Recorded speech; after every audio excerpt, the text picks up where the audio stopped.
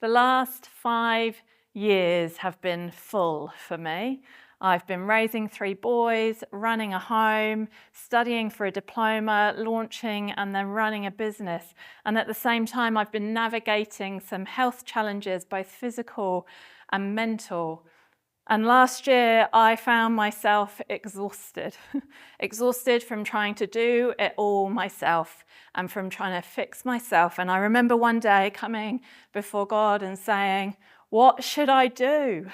I know this isn't what you have for me, and I know this isn't the way forward. So what should I do? Would you show me and would you tell me?" And the thing that God kept saying to me was, "Would you abide with me? Would you just be with me and dwell with me? Stop the doing and just be." And today we're looking at the subject of Sabbath. And I don't know what your experience or your view of Sabbath is, positive or negative or just ambivalent. But the big idea that I want you to come away with today is that Sabbath is a restful invitation, not a restrictive obligation. We're carrying on in the book of Mark from chapter 2, and we're starting in verse 23. Let's read together. One Sabbath, Jesus was going through the grain fields, and as his disciples walked along, they began to pick some heads of grain. The Pharisees said to him, "Look, why are they doing what is unlawful on the Sabbath?" He answered, "Have you never read what David did when he and his companions were hungry and in need?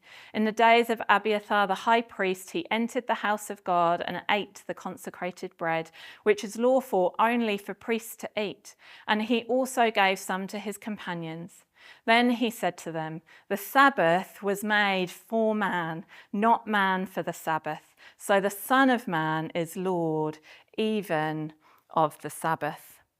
And you know, to understand what was going on in this situation, to understand the context of what Sabbath meant to the Jewish people of Jesus' time, I want to look at a few things today. I want to look at what did the law say about Sabbath?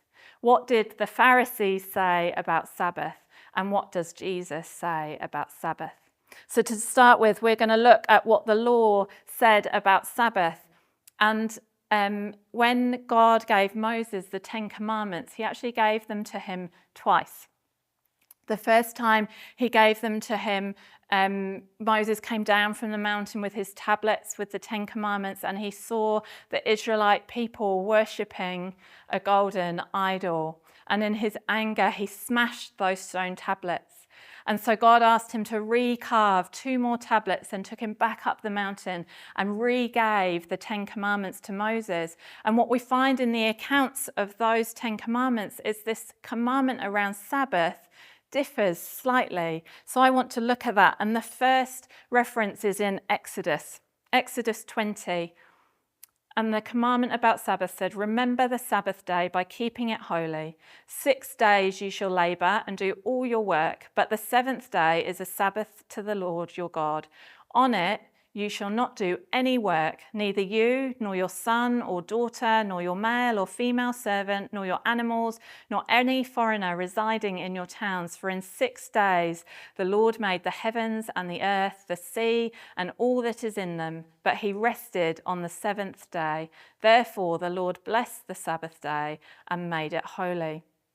And then on the second account, when God gave Moses the commandments again, the first part of that command was relatively the same, but this second bit differed, and you can find it in Deuteronomy 5. And it says, "Remember that you were slaves in Egypt, and that the Lord your God brought you out of there with a mighty hand and an outstretched arm. Therefore the Lord your God has commanded you to observe the Sabbath day." You see, there's 2 different emphases here, and I think it's really communicating the heart of what that command was all about for the Jewish people. You see, in Exodus, it points us to the creation story, and we see that God created the whole universe in 6 days, and then on the 7th day, he rested. Do you think he rested because he was tired? No, the Bible says that God doesn't grow weary. But I think he was modeling something to us, that he didn't need to rest, but he knew that we would. And so he models this pattern of working and resting, knowing that we would grow weary and would need that rest.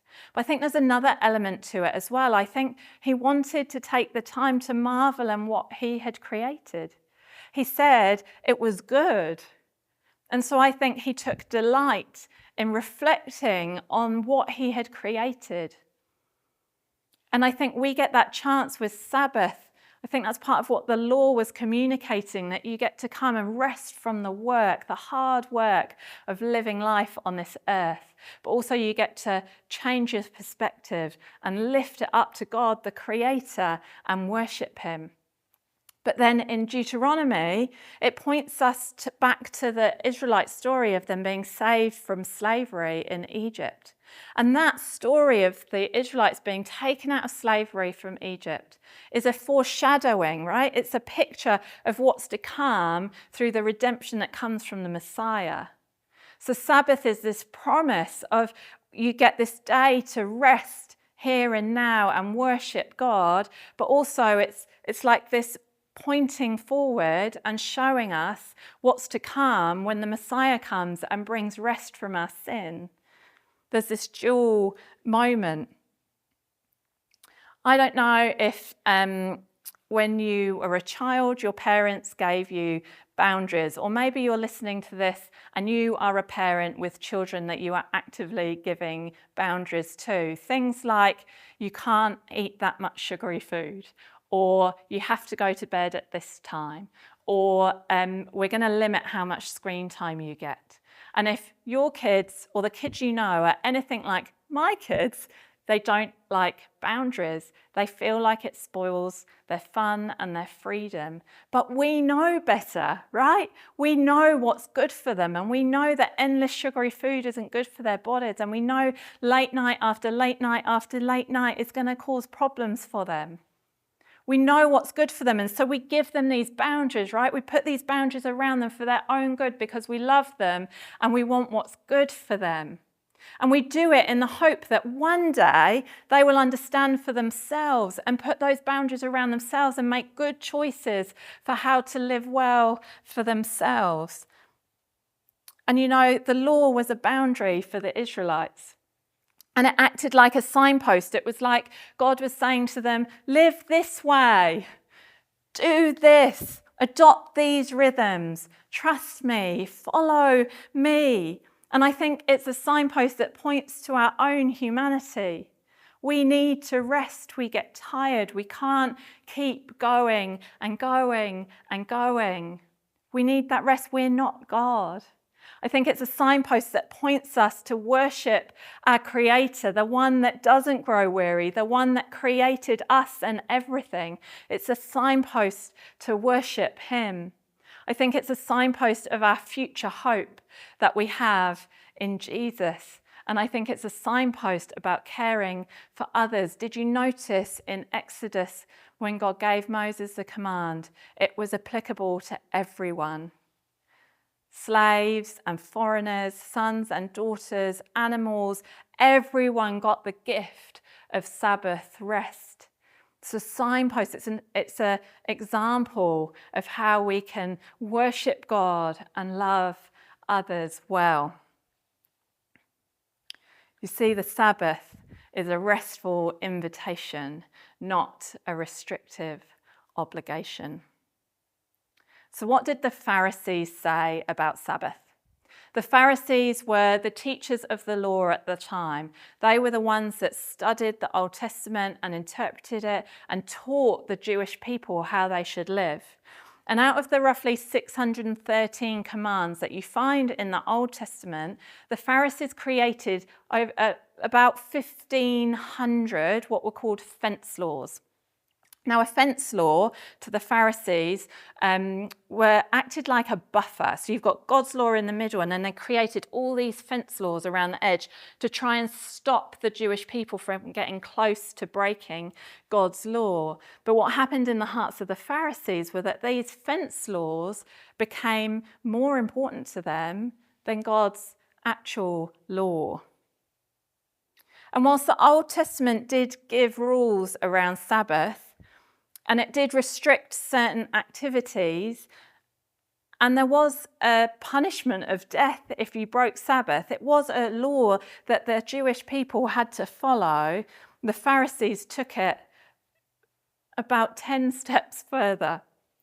And so they came up with 39 categories of work. If Sabbath says you must not work, they came up with 39 categories of work, not fence laws, but categories of work that the Jewish people weren't allowed to undertake. Things like carrying, burning, extinguishing, writing, erasing, cooking, washing, knotting, untying. The list went on and on. And then from those 39 categories of work, then created countless fence laws. Things like you can't swat a fly on Sabbath because it's hunting. Adele Calhoun in Spiritual Disciplines Handbook describes it like this. She says, over time, this one intentional day for delight and refreshment turned into a sobering, legalistic exercise. Enjoying God and others was replaced by scrupulously keeping Sabbath rules. The day God had given as a respite from work simply became another kind of work. And Jesus said it like this. In Luke 11, he said, and you experts in the law, woe to you because you load people down with burdens they can hardly carry, and you yourselves will not lift a finger to help them. I don't know if it was just my generation. I'm sure it wasn't. And you may think of your own examples from your own generation, but I feel like we had a few fence laws growing up. And I am in no way comparing my parents to the Pharisees. Mum and Dad, you're awesome. I love you. But there were some rules that we had growing up that, as they turn out, weren't really true or that helpful. I wonder if you can think of your own, but some of mine were, you can't go swimming after you've eaten food because you'll get a cramp and probably drown. And so when we went to the beach on a day trip, we'd have our picnic lunch and my dad would set a timer for an hour and we weren't allowed in the sea until that hour was up, and it was torture. And it turns out not so true. You can go swimming after you've eaten, it's all good. Another one, you can't turn on the light inside your car when you're driving and it's dark outside. We were told it was illegal. Did you know? It's not illegal. But to this day, I cannot turn the light on inside my car at night time when it's being driven. That's how ingrained the message was to me. Another one, if you swallow your gum, your chewing gum, then it will stay in your stomach for 7 years. I've discovered also not true. And this is a bit of fun, right? These were rules that I was given growing up that weren't really true or necessary. And whilst that may be entertaining and funny, the extra rules that the Pharisees put on the people of Israel were anything but entertaining. They were a heavy burden that they could barely carry. And so I think this example of the Pharisees acts as a warning to us. Are we overburdening ourselves and others with restrictive obligation instead of the freedom of relationship that Jesus invites us into? It's an opportunity for us to check ourselves, to say, God, would you search me and know me and show me where I'm being judgmental, show me where I'm putting burdens on people that you never, ever asked of us. Would you teach me and change me and redirect me? Because Sabbath is a restful invitation. It was never meant to be a restrictive obligation. So what does Jesus say about Sabbath? You know, the context here, we have the Pharisees coming up to Jesus and accusing the disciples of essentially breaking a fence law. And Jesus responds, as he so often does with scripture. And so he gives an example of David, and you can find the account of this in 1 Samuel chapter 21.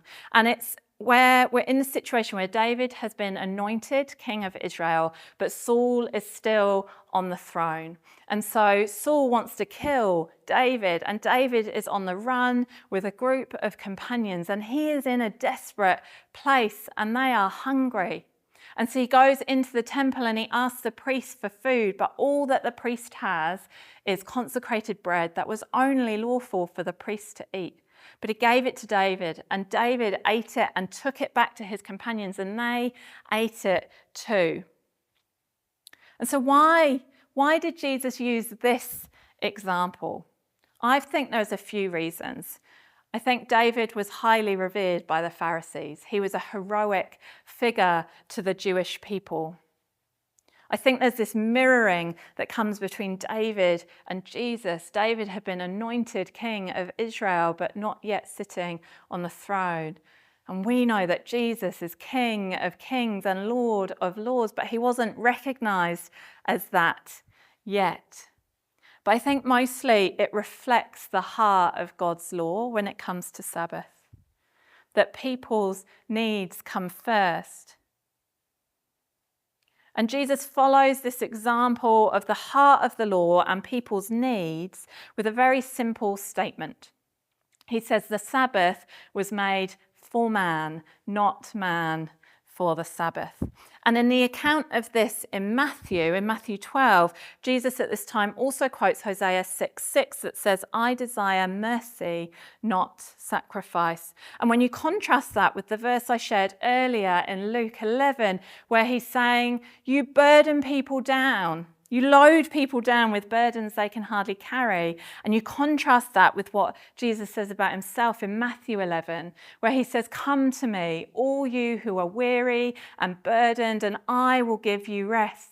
Take my yoke upon you and learn from me, for I am gentle and humble in heart, and you will find rest for your souls. For my yoke is easy and my burden is light. You see, Sabbath is a restful invitation, not a restrictive obligation.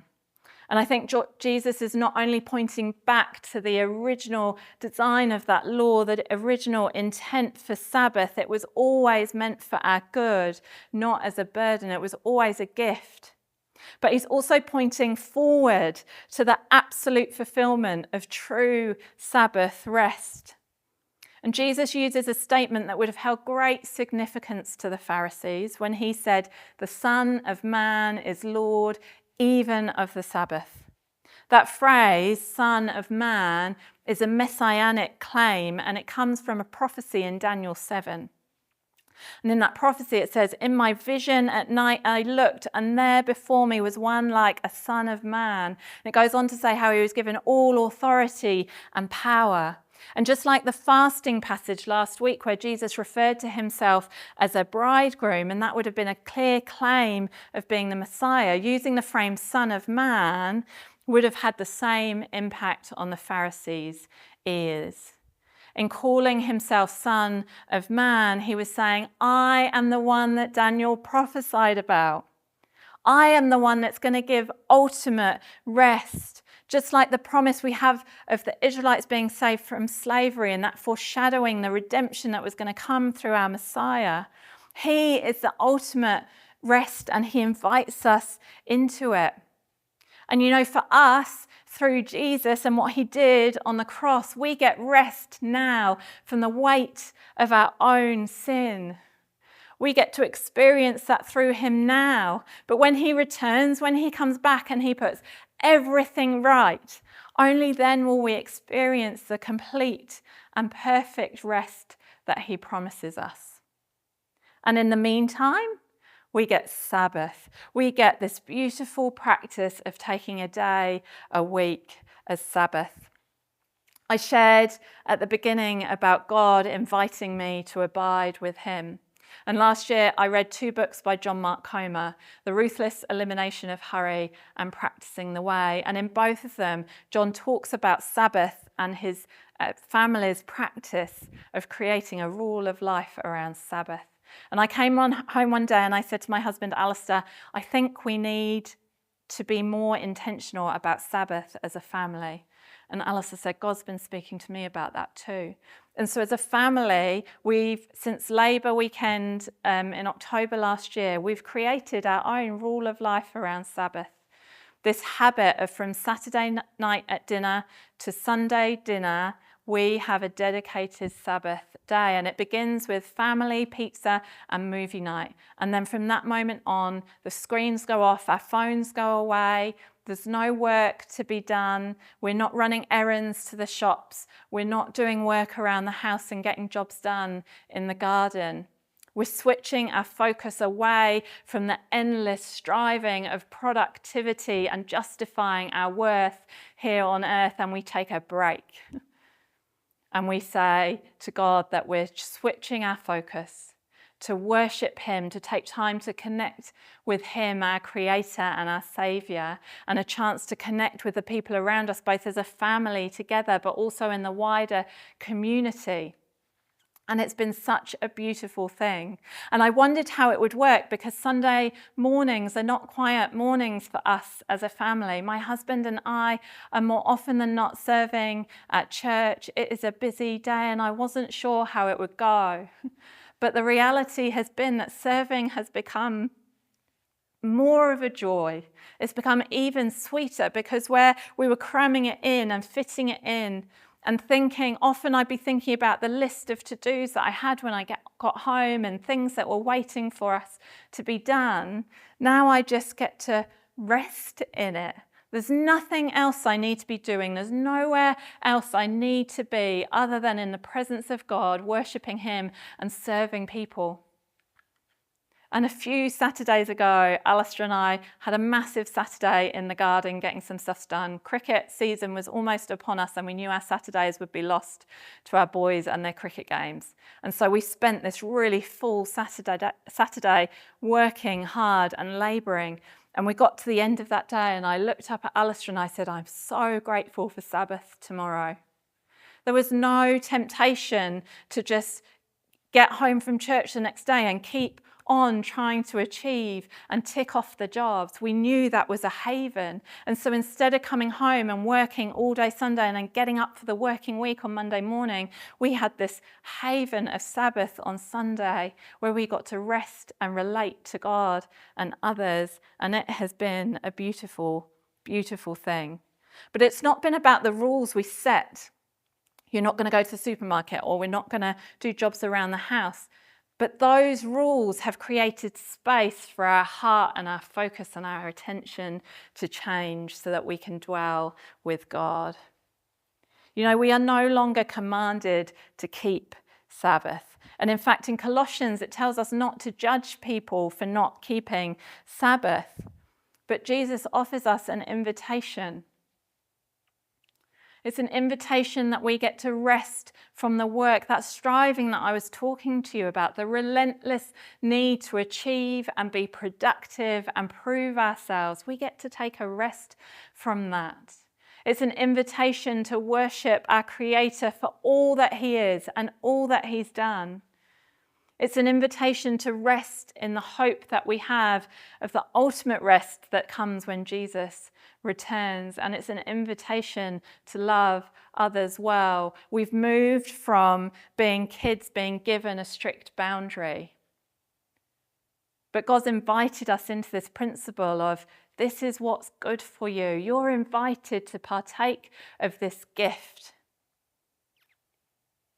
Because Sabbath is a restful invitation, not a restrictive obligation. I wonder, what will your RSVP say to God? If you're wanting to RSVP, yes, what could it look like for you? Maybe my story of what we're doing as a family feels so extreme and beyond reach, and that's all good. That's not a problem. Maybe you could spend an evening where you turn off screens and emails and you get away from outside entertainment and you create space to connect with loved ones and with God. Maybe you could create a regular period of time each week, not a 24-hour period, but a smaller amount of time that's regular, where you disengage from noise and productivity and do something that is worshipful and restful. But maybe you're ready to go all in and creating a rule of life and a commitment to a 24-hour Sabbath in your week and putting boundaries around that and tweaking it as you need to is where you're ready to go. But whatever it looks like for you, I encourage you to accept the invitation of Sabbath rest. It is a gift that is offered to you. I'm going to leave you with some words from John Mark Comer about Sabbath. He says, practicing Sabbath won't make you a better person, nor will any of the other practices in themselves. Instead, they are avenues to open ourselves more deeply to the grace of God, which forms us into people like Jesus.